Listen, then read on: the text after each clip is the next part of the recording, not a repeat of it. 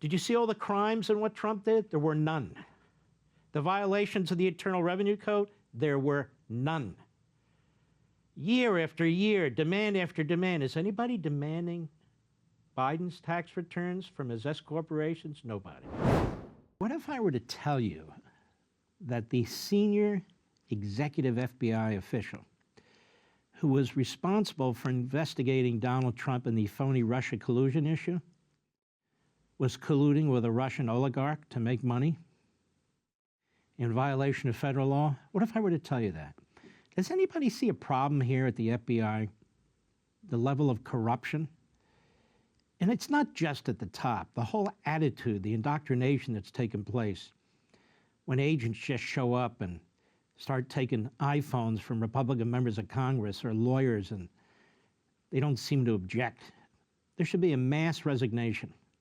You might say, Mark, that's easy for you. They need to have a job. Really? Well, then join the NYPD. Join the LAPD. There's plenty of jobs out there that are going want and empty. So let's take a look at this. We have, I hope you folks were able to see my monologue on Life, Liberty, and Levin on Fox on Sunday. Many of you were watching football, I know, but many of you DVR'd the show, and I appreciate it. There needs to be a complete, really change of federal law enforcement and the judiciary, the Department of Justice, the FBI, and the courts. And we're not going to play that here because we don't have time, and it would be repetitive for people who did watch it, but you can find it on Mark Levin Show Twitter, Mark Levin Show Getter, Mark Levin Show Parler, and Mark Levin Show Truth Social. How'd I do? I think I got them all. And check them out, because I think that monologue was very, very important. And I know a lot was going on last Sunday, so please check that out. So I think Mr. Garland may have seen that because he was very defensive when he was asked a question yesterday or the other day about at his pathetic press conference. We follow the law in an equal manner, in a just manner. We apply it to everybody the same way. Oh, really? Now that's a complete lie and everybody knows it. Whether it's Republican members of the House, whether it's the former Republican president, whether it's pro-lifers, whether it's parents, whether it's Antifa versus January 6th, whether it's the border. We didn't need lectures from this idiot. But ex-FBI counterintelligence agent aided the Russian oligarch. What's hilarious about this is they're always trying to pin Trump with he's buddies with Putin, he's buddies with Russia. But it's the other side, historically, that's been buddies with Stalin, buddies with Brezhnev, buddies with the old Soviet Union, and buddies with Russia. Now, there are some Republicans and conservatives who seem to have a thing for Putin. It really is mind-boggling and repulsive to me. It's unconscionable. He's a mass murderer. He's a genocidal maniac. All right, let's move on. So, ex-FBI counterintelligence aide, an agent aided Russian oligarch. Go. New today, a retired FBI agent is charged for allegedly helping a Russian oligarch. An indictment unsealed today claims the high-ranking counterintelligence official worked to lift U.S. sanctions on behalf of the Russian billionaire and accepted thousands of dollars from a former foreign security officer. News Nation's Evan Lambert joins us live. Evan, this agent also accused of hiding information from the Bureau.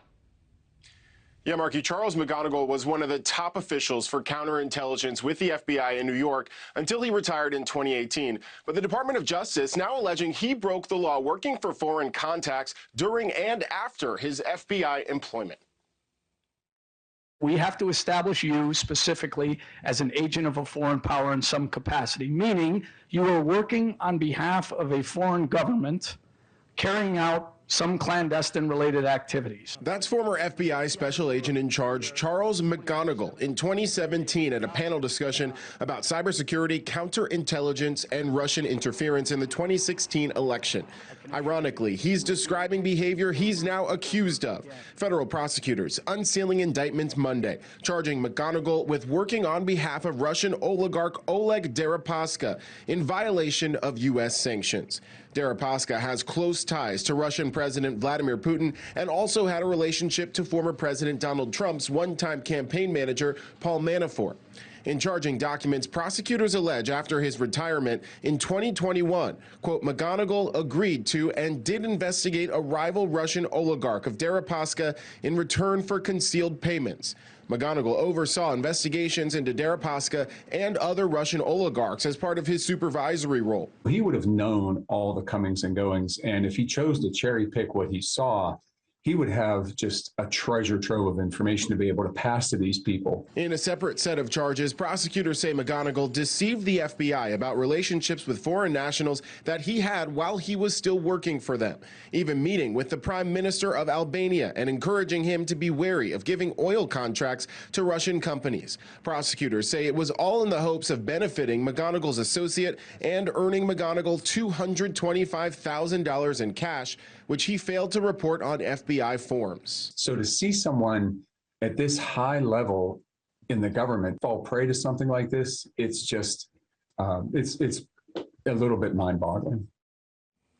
McGonagall pleaded not guilty in federal court today. These allegations, they're coming at a time when House Republicans are pledging to investigate the FBI, alleging it's been politicized under Director Christopher Wray, who was appointed by President Trump.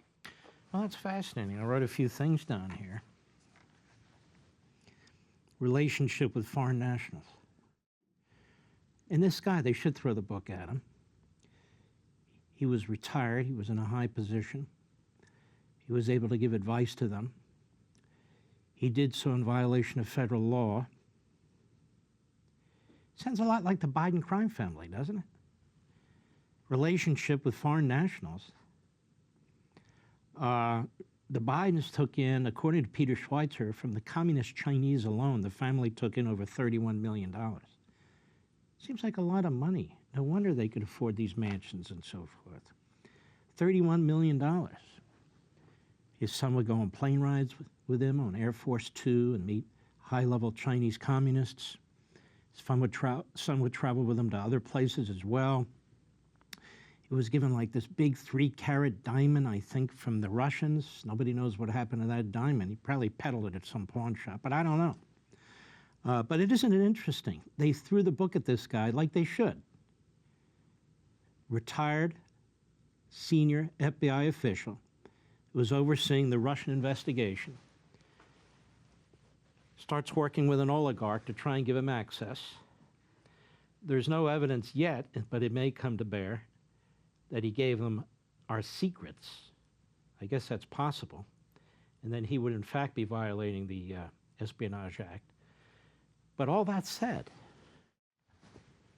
you heard the high official. It's very rare for this to happen. We have a man sitting in the Oval Office that will not and cannot explain his finances. Oh, he released his tax returns. He didn't release all his tax returns. But you know what's on your tax returns? What you put on your tax returns. What you put on your tax returns. Now, they got Trump's tax returns released, thanks to John Roberts in the Supreme Court, a disgrace. 6 years of his tax returns, they said, because we have a legislative purpose. They had like 2 weeks left, the Democrat majority in the House. There was no legislative purpose. Even to this day, what did they do? They just wanted to release them. Did you see all the crimes and what Trump did? There were none. The violations of the Internal Revenue Code? There were none. Year after year, demand after demand. Is anybody demanding Biden's tax returns from his S corporations? Nobody. Maybe the Republicans in the House will. They are demanding to see the Treasury wire transfer information. The Biden administration blocked that when the Republicans were in the minority in the House. And they're going to slow walk all this stuff because the Department of Justice has already told the House Republicans, we'll cooperate where we can. They didn't say that to the January 6th committee, did they? We'll cooperate where we can. Congress has an oversight here of the presidency and the executive branch. The Department of Justice and the FBI are corrupt from top to bottom. The media are corrupt. Bottom up, middle out, or whatever the idiot says, Biden. But you get the point. So there should be a special counsel investigating all this. There won't be as long as Garland is there, and there needs to be a way to remove Garland. Impeachment won't do it because he won't get convicted in the Senate. And this has been one of my proposals, that they slip some language into one of these bills that says that the Congress can remove an attorney general on a majority vote of both houses of no confidence. No confidence, a majority vote. So the filibuster really wouldn't apply. Then you can get rid of a corrupt attorney general like this who's destroying our federal law enforcement and law and order system. Want to see more Mark Levin? Go to levintv.com and subscribe now.